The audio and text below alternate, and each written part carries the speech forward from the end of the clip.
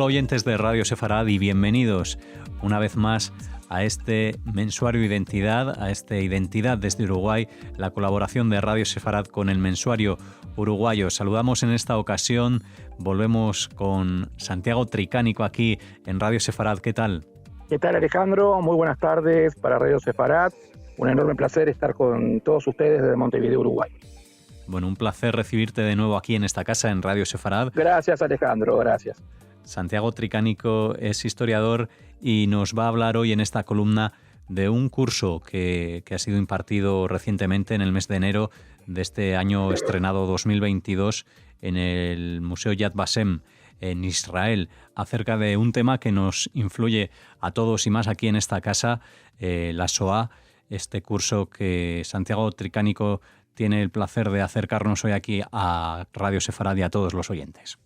Bueno, en primer lugar, el agradecimiento a la gente del Yad Vashem y al Centro Internacional de Recordación del Holocausto por haberme seleccionado, y las gracias también a la gente del Museo del Holocausto de Montevideo, que fueron un poco las referencias que yo tuve más allá de los libros para poder realizar ese curso. El curso es por demás interesante, porque estamos trabajando sin duda esa memoria, ese pasado reciente, porque es reciente, y cómo lo vinculamos a la historia actual, cómo lo vinculamos al no olvidar, al intentar frenar esa máquina trituradora de mentes que se llama olvido, y que es muy común lamentablemente hoy en este siglo XXI. Una de las cosas más importantes que a mí me impactó fue la pregunta, el ¿cómo fue posible? Esa pregunta a mí me hizo profundas reflexiones. ¿Cómo fue posible la Shoah? ¿Cómo fue posible la exterminación de millones de seres humanos por pensamientos religiosos distintos, por etnias, etcétera, etcétera, etcétera? Y esa pregunta me llamó a la reflexión diciéndome si en definitiva todos, de alguna manera no fuimos responsables. ¿Y por qué digo no fuimos responsables? Yo tengo 61 años, evidentemente yo en ese momento no existía. Pero cuando uno va viendo a lo largo de la historia las distintas acciones, y sí, llegamos a la conclusión cómo fue posible. La primera pregunta que yo me hice fue, ¿por qué los aliados no bombardearon los campos antes de que se llegara a esa matanza infernal? Primera buena pregunta que yo me hice. Y que evidentemente aquel que esté un poco empapado del tema Shoah sabe muy bien que existió de alguna manera una cierta, yo diría, complicidad de los aliados para no querer heredar el problema judío. Después me vino a la cabeza en forma inmediata el papel que jugó Uruguay en 1938 en la conferencia de Vián, conferencia que había citado el presidente Roosevelt, para ya tratar el problema judío. Bueno, Uruguay no tuvo un feliz comportamiento. Uruguay votó en contra del ingreso de judíos al Uruguay, bajo la consigna, de alguna manera, Uruguay solamente recibe productores agropecuarios, cosa que no era así, evidentemente. Entonces, cuando vemos esa red de lavadas de mano, de alguna manera, de distintos países, de aquellos observadores pasivos, como se hablaban en el curso, porque evidentemente en aquella Europa ocupada, el vecino que no era judío veía cómo llevaban al judío hacia un campo de concentración, o cómo llevaban al gitano. Entonces estaban los observadores pasivos también, que también guardaron silencio. Entonces, ahí vamos viendo el cómo fue posible, el cómo fue posible. Y yo creo que estos cursos, que además nos introducen en la historia del propio Estado de Israel y nos introducen en la importancia del estudio bíblico en Israel, vamos conociendo, en mi caso, que soy nieto de inmigrantes italianos, acá en el Uruguay, nos vamos introduciendo en el pensamiento de la comunidad judía y del propio Estado de Israel. Y que es una cosa muy interesante para quienes somos legos en esto, para quienes venimos de afuera de la comunidad. Entonces vemos una comunidad y un museo del Holocausto, un Yad Vashem hermosamente cuidado, con mucha vivencia, porque uno, y eso que fue por Zoom, no quiero imaginarme lo que debe ser estar personalmente ahí, ver cómo Israel trabaja esa memoria para que nadie olvide. Santiago, estos cursos, me comentabas, se desarrollaron a lo largo de 7 días. ¿Quiénes fueron principalmente los alumnos que acudieron? Bueno, el perfil del alumno son casi todos docentes, más o menos todos con tareas de responsabilidad en docencia. Yo fui en calidad de docente y en calidad de escritor. Yo mis libros, la gran mayoría, son sobre la presencia nazi en el Río de la Plata y sobre el nazismo en general. Además, yo soy el responsable del curso de Historia Reciente del Ateneo de Montevideo, que es un centro cultural muy importante. Entonces, en esa calidad fue que participé. Pero en general, guatemaltecos, hondureños, argentinos, paraguayos, y obviamente me estoy olvidando de una cantidad, todos tenían tarea de responsabilidad en docencia, en distintos grados, en enseñanza primaria, en enseñanza secundaria y en mi caso un poco terciaria. Pero en general era ese el perfil. ¿Mm? Toda gente con un currículum muy importante en el cual uno también aprende de la experiencia de los demás.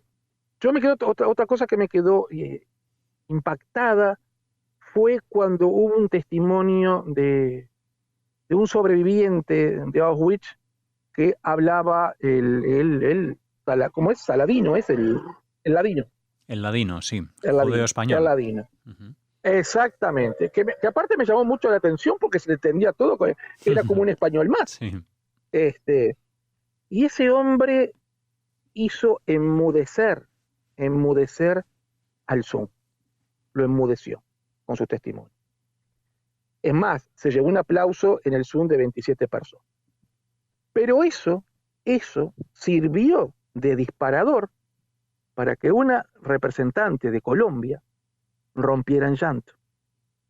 Porque nos termina confesando, en Colombia ni trabajamos el pasado reciente, ni tenemos centro de holocaustos, y aparentemente están viviendo una forma, no quiero opinar del gobierno de Colombia, no me corresponde, están viviendo una forma de gobierno o de sociedad extremadamente de violencia política. Entonces, ¿cómo estos cursos, cómo estas cosas hacen movilizar al ser humano? ¿Cómo esa experiencia que ocurre en 1938 a 1945 nos lleva a la realidad actual? Y que una mujer, una docente con muy buen currículum, termine ella quebrada en un llanto luego del testimonio de un sobreviviente. Entonces yo digo, caramba, si tendremos que cuidar a los sobrevivientes, si tendremos que cuidar, y la pregunta es, ¿qué vamos a hacer cuando ya no estén? Por supuesto que están los testimonios grabados, yo también siempre que hago un libro, los pongo en los libros, siempre pongo un sobreviviente acá en el Uruguay, pero qué buena pregunta, ¿qué vamos a hacer cuando no estén? Esas mentes que nos están diciendo, cuidado, cuidado, cuidado.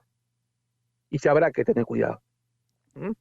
Porque yo, en particular, veo y observo en estas sociedades sudamericanas como un cierto dejo de desprecio hacia el olvido, ni que hablar de la Shoah, y cómo nos estamos mimetizando con grupos realmente que están profesando un cierto antisemitismo. Y lo estoy diciendo acá en el Uruguay. De hecho, entonces, en los últimos años se está viviendo, ¿no?, un auge del antisemitismo en Europa claramente y también en Estados Unidos. Es una realidad que no podemos dejar atrás. No podemos dejar atrás, pero vamos a utilizar una frase que nos enseñó la dictadura uruguaya y que yo la repetí muchas veces en el curso en Jerusalén. Quien olvida su pasado está condenado a vivirlo. Entonces, si olvidamos nuestro pasado, no nos quepa la menor duda que vamos otra vez No digo un camino a Shoah, porque es imposible, pero sí un camino a la intolerancia, al antisemitismo, ¿eh? A la discriminación, ¿m? A no permitir que la persona se exprese libremente o juzgarlo por su color de su piel o por su pensamiento religioso o por su etnia. Si no trabajamos esa memoria, ese pasado, y muy probable que nuestras sociedades se vean condenadas a vivir algo similar. Ya ha Santiago, habido que más. Sí, Alejandro. sí, disculpa, nos quedan unos minutos. Sí que quiero ahora dirigir un poco el foco de este curso. Nos comentabas que han sido docentes principalmente quienes han acudido. Sí, Me gustaría que sí. nos trasladases su visión en estas clases de cómo reciben y cómo perciben sus alumnos, sus propios alumnos, el tema de la SOA y sobre todo las generaciones más jóvenes. Bueno, se da un fenómeno interesante. En estas latitudes estamos de vacaciones. Mm, Acá es pleno verano, ustedes están en pleno invierno. exacto. Entonces, muchos no han retomado las clases. Los que están retomando recién son los de América Central y han empezado hace muy pocos días con esa experiencia que ya la venían trabajando de otros tiempos. Para ellos, el curso le dio las herramientas para poder profundizar más acorde a las edades, porque no a todos los niños le podemos mostrar una pila de cadáveres. ¿Mm? Digo, hay que tener mucho cuidado cómo se mueve con esas cosas. Entonces, le está dando el curso a los docentes, más que nada a los docentes que están con los más niños, ¿no? Ujú. A cómo prepararse para decir ese tema. Entonces, fue muy bien recibido, muy buena acogida. Todos quedamos interconectados por correo electrónico. Ni que hablar de la maravilla de los docentes del Yad Vashem, del calor humano de esa gente, que a pesar de estar en un Zoom, éramos como si estuviéramos en forma presencial en torno al calor humano. Pero les aclaro y les reitero, las herramientas que se nos dio nos van a servir muchísimo, pero muchísimo para encarar cuando tengamos que hacerlo en esta materia. No nos cabe la menor duda, Alejandro, de eso. Sin duda, Santiago. Este curso, que quedó registrado, entiendo, a través de las pantallas, ¿es posible acceder a él a posteriori para aquellos que se quieran formar en la educación de la SOA?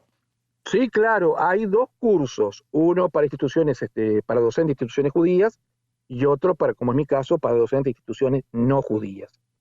El curso a ti te amerita, en el caso nuestro acá en Uruguay, nos amerita a dar cursos fuera de instituciones judías. ¿Eh? Lo cual no es menor tampoco, obviamente, Uh-huh. porque dijo, quien está dentro de la comunidad judía va a tener más de primera mano lo que ha pasado, pero quienes están fuera de esa comunidad, el desafío es el doble. Entonces, es muy interesante porque estos cursos se vuelven a repetir, hay que conectarse nada más en la página de Yad Vashem, Centro Internacional Recordatorio del Holocausto, y ver los distintos cursos que hay, porque sobran cursos, la verdad sobran cursos.